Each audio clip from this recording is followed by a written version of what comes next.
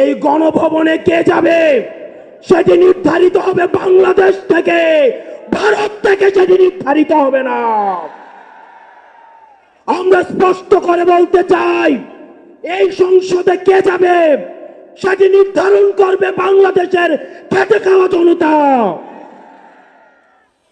এই সংসদের মসনদে কে বসবে সেটি নির্ধারণ করবে এই ভূখণ্ডের মধ্যে যারা রয়েছে সেই ভূখণ্ডের মানুষ।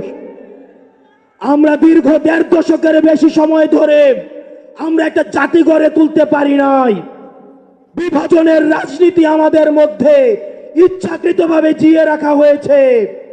আমরা স্টেট ডেভেলপ করতে পারি নাই, আমরা নেশন ডেভেলপ করতে পারি নাই। আমাদের প্রতিষ্ঠানগুলো ভেঙে গিয়েছে, আমরা সুশাসন নিশ্চিত করতে পারি নাই। আমরা ফাংশনাল ব্যুরোক্রেসি নিশ্চিত করতে পারি নাই। আমরা স্বাধীন পুলিশ নিশ্চিত করতে পারি নাই, স্বাধীন বিচার বিভাগ নিশ্চিত করতে পারি নাই।